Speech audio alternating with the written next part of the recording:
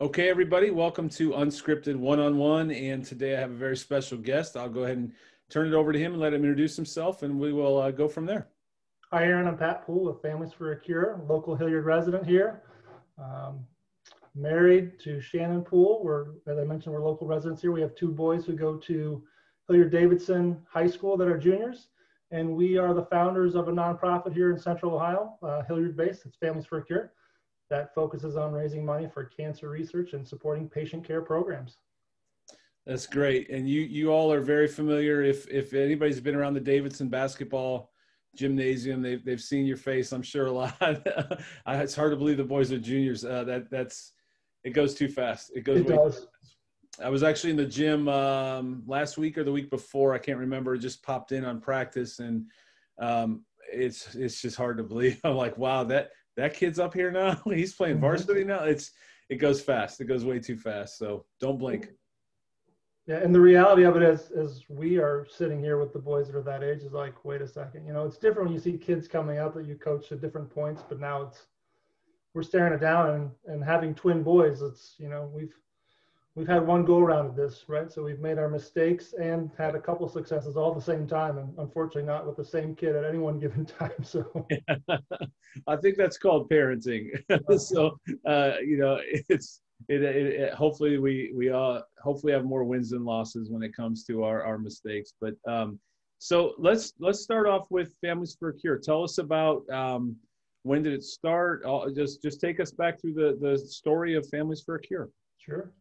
So I grew up in Northwest Ohio and very involved in the community. We always did service projects, did that through high school, went to a Catholic high school, and part of giving back was always part of what I learned and what I did, and was always encouraged to do. In high school, I joined a fraternity, Beta Theta Pi, and we did a lot of service projects there. We ran the largest philanthropy event on campus. That was the largest Greek event there. And so I've always just, as part of who I am, wanted to be part of the community, wanted to be part of something that was bigger than me. It was part of my faith, being, you know, giving back and supporting others. It's part of why I coach.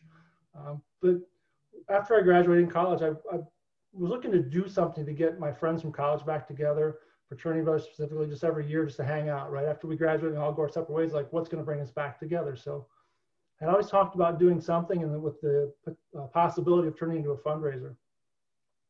Started a golf outing one year, had 36 people start the first year.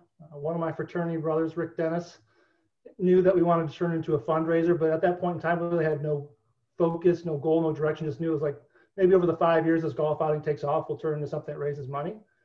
He introduced me to Eric Friedman. Eric Friedman's parents both passed away from cancer, and so he was doing some fundraising for the American Cancer Society and wanted to start a golf outing. And so the two of us got together, we talked about the possibility of partnering up, and we held a golf outing in 2004 and raised about $3,500. And from there, we just decided to do it, you know, year after year. After 2 or 3 years into it, we're starting to raise $10,000. After about 5 years into it, it's $25,000. And so we decided we needed to really formalize it. But at the point in time when we started doing this, you know, my connection to cancer was a good cause, and knew a lot of people that were inflicted with the disease, and family members that are friends that have been really impacted by it. But it was just a word I used in a sentence. But I knew it was something bigger than I was. Yeah. But after we started doing that golf outing, my father-in-law was diagnosed with cancer. And so the passion for supporting cancer research really took life then, and became something bigger than us, and really got our whole family involved with it. In 2009, we formalized and became an official 501c3 nonprofit. We set a goal to raise $1 million by the year 2021. So our organization is 100% volunteer run.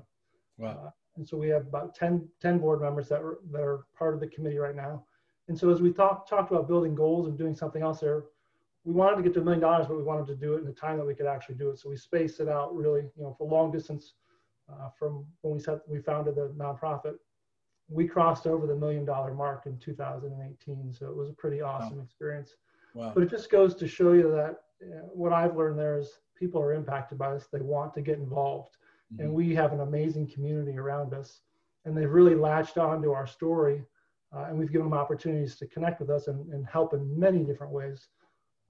So it's been an awesome journey. It's really cool. So you were 3 years ahead of your timeline as far as your goal. That's amazing. And so have you set another goal yet, or are you just still kind of taking it in from being so fast to where you wanted to be? We have not set a financial goal like we have, but we're really, so part of our model is we partner with other nonprofits in the community.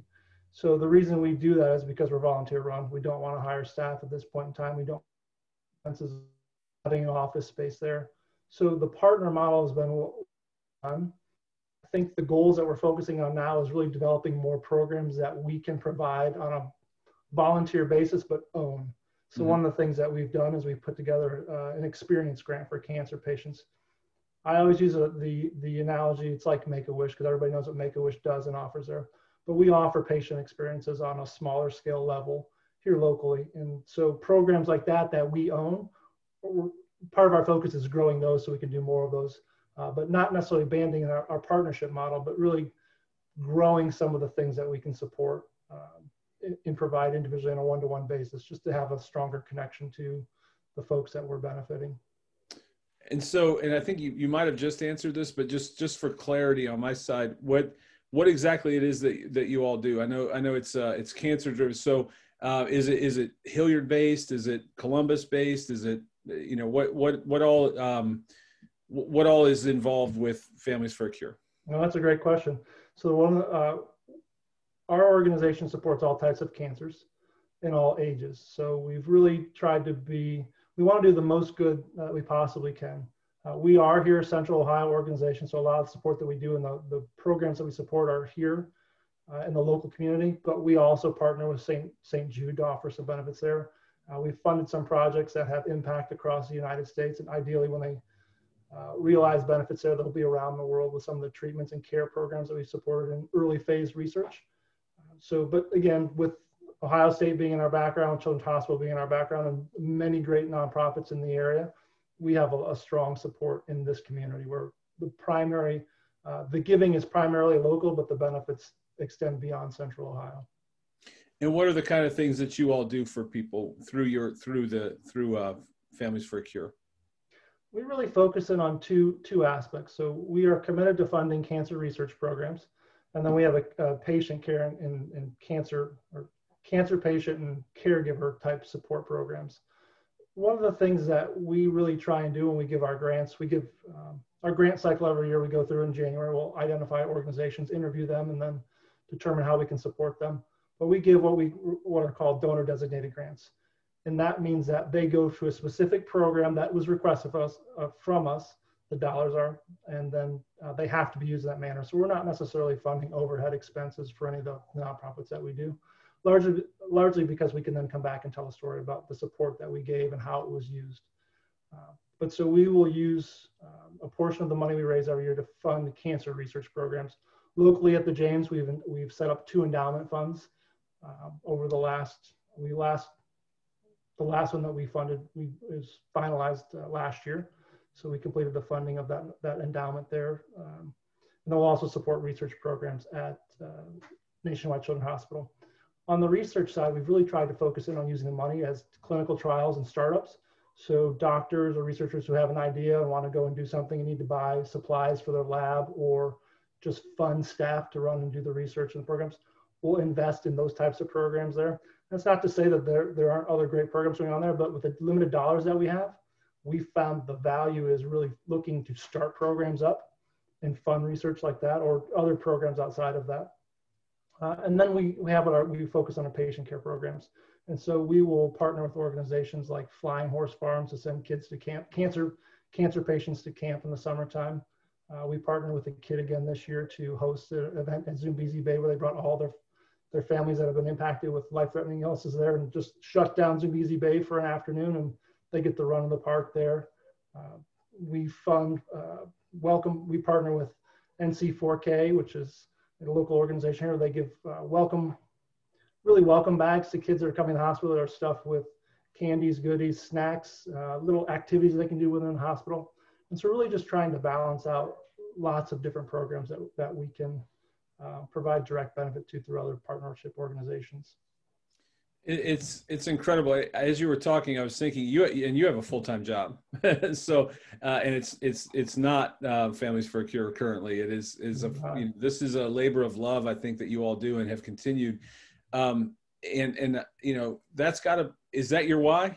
Like I think we all work a full-time job, but then we also have our other things that we get involved in, and that's almost sometimes where our passion really lies, because maybe we can't find a position or job in the area that is our why, or maybe it just doesn't pay to provide for our families. Is that fair to say? It's 100% fair to say. I've a long time ago I considered being a school teacher, but I've also grew up in an entrepreneurial background, and so the economics of the deal didn't make sense for me. I still think that at the core of who I am, I'm a coach, I'm a teacher. And so, owning businesses throughout my lifetime, now being, working a full-time job for Nationwide there, that allows me to earn income, right? Coaching is a labor of love that I do. And so I donate my time to the district to be on the coaching staff there. And then the nonprofit is really another component of that, the service, giving back. And it just, between all three of those, to your point, there's my why, right? I've got it balanced out there. I've not been able to find a job that incorporates all three of those things and provides the opportunities that I'm looking for. Yeah. And so we've really invested in those aspects and divided up the time and try and balance it out and make sure that, I'm here to be with my family and provide for the kids and, make sure I'm not an absentee dad. Yeah. Sometimes I think they probably wish I wasn't here because right. I get the feedback, we're tired of all your coaching. Stop giving us lessons. Yeah. And honestly, you reach a point where somebody else could say the same thing you've said a bazillion times, and they're like, okay, I'll do that. And you're like, I've been telling you that for years. Anyway, different podcast. Right. So what are some of the ways and we will include the link and we'll put everything in and all the information, but what are some of the ways? I know you said that you did a golf outing. So what are some of the things, I think, because you have multiple things throughout the year, I think there's a Christmas. What are some of the ways that that people have an opportunity to help? Yeah, we do. So we try and, as we've grown over time, we've been blessed with many opportunities. And so we've got involved with the school districts there. We've got families that want to get involved with what we're doing. So what we've tried to do is create multiple events where people of all ages, genders can get involved with it. So we do family-friendly events. We do adult-only events. Occasionally, we've done some kid-only events. But we host about five events throughout the year in non-COVID times. It's far easier to put on an event and get people together. But the golf outing is our flagship event. That's been the longest running event going back to 2004. So we're now year 17 of hosting the golf outing. But we do a 5K run typically in the spring. We do the golf outing, which is in August. There'll be a ladies only event typically that happens in the fall. We do the pancake breakfast that's around the holiday time. Then we'll collect gifts for kids that are coming in or collect holiday presents for cancer families. And then we also do an adult-only theme party every year. And the theme has ranged from 90s night to the Kentucky Derby. It's just another opportunity to get dressed up, get out and have fun. Yeah. Between those 5 events, or the primary events, occasionally we'll have student groups that will want to do something, and we'll partner with them to host or support events or fundraisers that are having within the school community and allow them to get some access or seating behind the scenes type of, help them put on specific events for a club at Davidson, which Interact Club we're really involved with there, and support them through their activities. But I have a mantra, and I get myself in trouble for this. If somebody wants to do something and they want to support us with it, we'll figure out a way to make that happen. Yeah. There's 2 little girls in the neighborhood that are making purses right now and selling handbags there for Families for a Cure and providing the benefits there. And I keep telling them, like, you let us know when you want to go big, and we'll set you up with a website, ordering system, grow your business, right? So yeah, always looking for opportunities. It's awesome. And I know the interactions that we've had prior to this were about that too, just looking at ways that we can help, and you were open to ways that people can help. And that's nice to be able to receive, because people always want to help, but they can't always help, some maybe not financially. Or so if I can't, well, 2 questions. The first one is, so I'm not a golfer, but let's just say there's someone listening that's also not a golfer. but they also want to be generous with whether it's a company or something like that. The golf outing sounds like that's a really good opportunity. Can they sponsor a hole, or what does it look like for the golf outing to help contribute to this cause? Yeah, so throughout the year, there's lots of ways to get involved, and thank you for that. I didn't answer that question before. Anybody that wants to get involved and support us can either help us at one of our events with the volunteering. We're always looking to grow and expand our board, so those opportunities to get involved with the organization exist all the time. We probably have about 25 to 30 really active volunteers that help us throughout all of our events. We've gone to a model now on the sponsorship side to answer your question about the golf outing. We offer annual sponsorship. So when companies want to get involved or individuals want to get involved and sponsor us there, we have packages that we'll offer them, and then they will be promoted at all of our businesses, which has really shifted from over time and going from one event we've grown to the multiple events. And it's really how do we provide our sponsors with the biggest bang for their buck. And so we've decided to not ask everybody to sponsor individual events, but to be a part of the organization, become part of our family, and sponsor us on an annual basis. And so those sponsorships, like several other sponsorships, there's levels and benefits that come with all of those, and just depends upon the opportunity that the business is looking to do and what they want to get out of it. We also will have auctions and raffles throughout the year. So anybody that has items that they want to support or would like to contribute in that way there, we'll always accept those. We've got an auction coming up in November that we're partnering with the Hilliard Rotary with, that we will do an online virtual auction. And so we always need items for that of all values. That could be service-based, it could be gift card-based, it could be experience-based. We have a broad audience there, so people are always looking for neat things that they can add to their collection or do that they can pay a few dollars for, and sometimes they even overpay them for them because they're that generous. Yeah. Well, I think with a cause like what you have, absolutely, I would think that I'm probably going to overpay for this, knowing that it's going to something greater than the item that I'm, whatever it is. And so this is, and I know that you know this, with October, I decided to do kind of a focus on breast cancer awareness. So if someone's listening to this, their family was just informed of the news and it has impacted their family, what is that something they would reach out to you all for, or would you all work with a secondary partner? We would ultimately partner with a secondary partner, but sometimes people don't know where to go. And so We'll often get the text, hey, my friend was just diagnosed with this, and do you know anybody here, or they're talking about this, who should they contact? The one thing that I will always say, that there are caseworkers and lots of great resources through whomever they're going to seek treatment from or being diagnosed from. It's always a good spot to start and ask for resources there. But if they don't have that, we are absolutely here to support anybody in any way we can. That's one of the things that we've talked about over time, is expanding those types of support services. The challenge that we have, it comes back to just people and time, right? We're volunteer run. So the partnership model helps there. And we've made some strong connections at the James Children's Hospital, American Cancer Society. There's plenty of resources out there. There's organizations that we partner with that are just focusing on breast cancer for that perspective there. It's like, how do we get you in touch with those organizations? The cancer support in this community is outstanding. I mean, you can't really turn and not find a resource in the local communities or an organization that will help you with your specific type of cancer, or just helping you get to the hospital and paying for gas bills there, or getting you rides there. There's lots of local support, and I think that's one of the great things that I love about our organization, is because we haven't picked one type of cancer or been specific to one type of support. We've made some amazing connections, met some great people who are now part of our larger family that can help us figure out something and get the support that somebody needs when they need it. It's awesome. It's almost, what's the word I'm looking for? I guess in the simplest of terms, and certainly not by any means minimizing what you all do, because it's huge, but in the simplest of terms, it's almost like the old school operator. And I know I'm dating myself a little bit, but where they would unplug and, they would take the call, and then, and I know half the kids have no idea, not that a lot of kids are listening to this, but most people, would know that it's the switchboard operator. Just, it sounds like that's what you all do. You take that opportunity and then you plug that into a resource, given your network of resources, and then also the financial, it sounds like, as well, based on all those things that you guys do.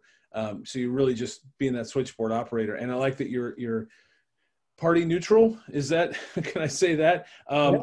You know, you're opportunity neutral, and that you're there for everyone, no matter what it is.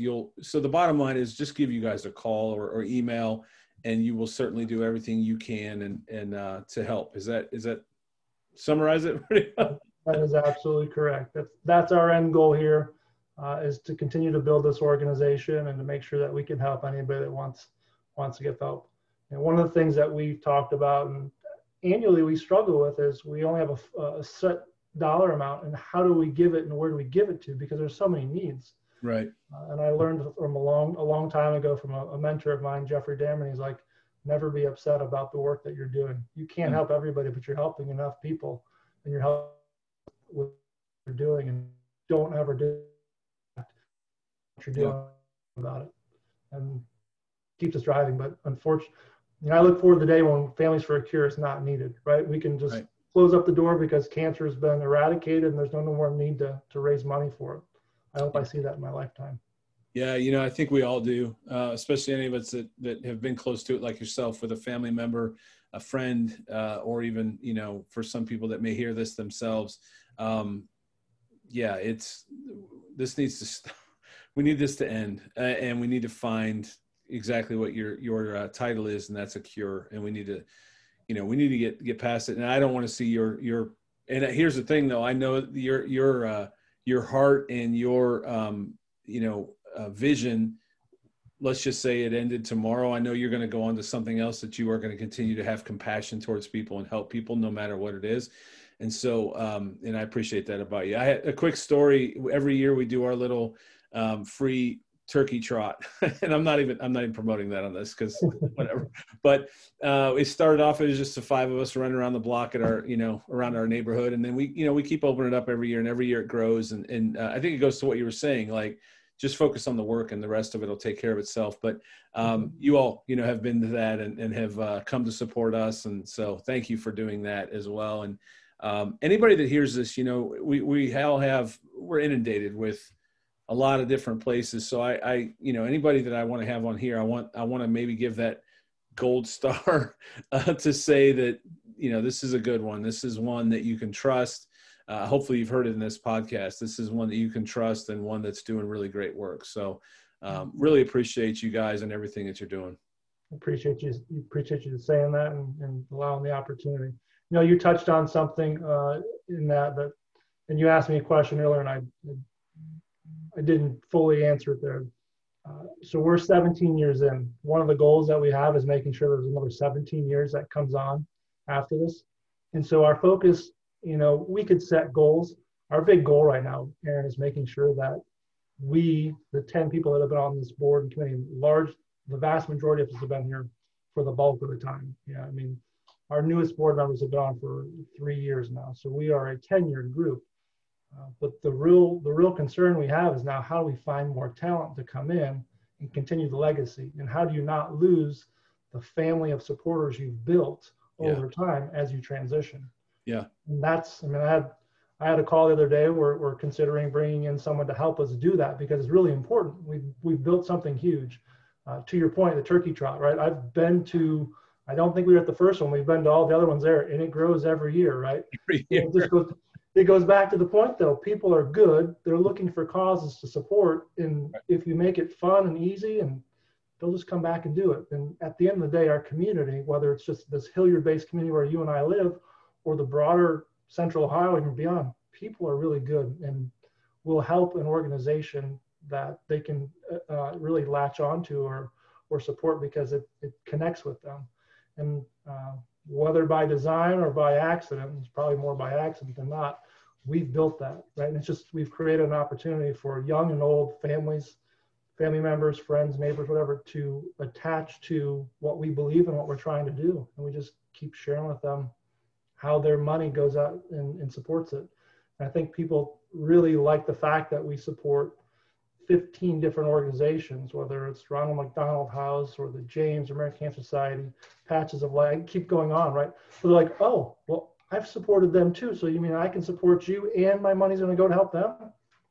That's our goal. And when we do it right, the dollar you give acts more like $10 in the community, because just the power of of giving and everybody's support. So that's what keeps me going. I mean, I hope I can keep going 17 more years, but the reality of that is probably not.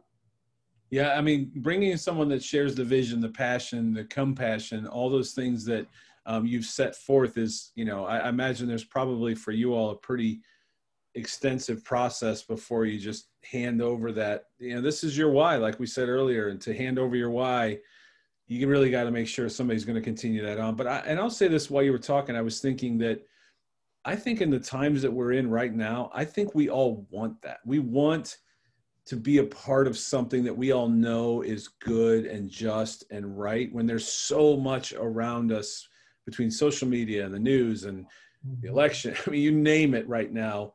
We're all kind of just worn out with the negative. And this isn't and I don't want to go on a different thing, but this isn't the America that I love. What the America I love is what you all do.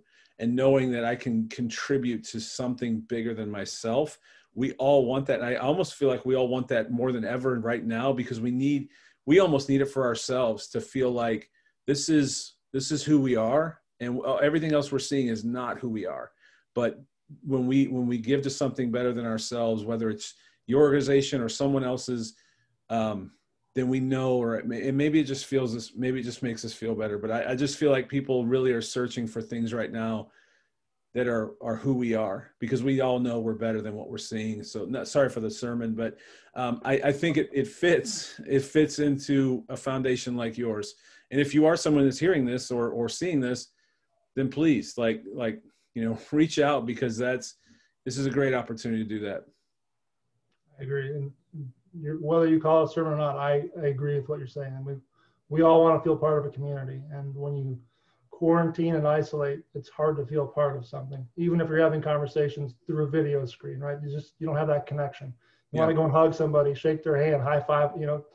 So I totally agree. And to the extent that there's opportunities in the community, whether it's through Families for a Cure or elsewhere, those connection points are so strong. I think they get us through tough times, just like you were saying.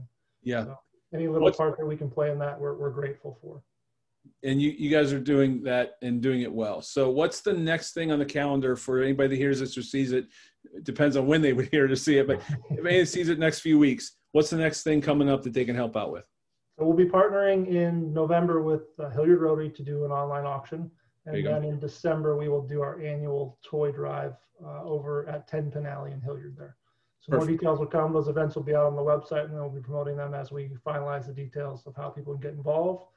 Any types of support that we would need, whether it be through auction items or coming to the breakfast to see Santa and then donate a toy, those opportunities will exist. Awesome. And last thing is, where is the website? Where can they find you? What's the best place to reach out to you all? Sure. Well, primarily social media. We're on Facebook at Families for a Cure. And then our website is familiesforacure.org.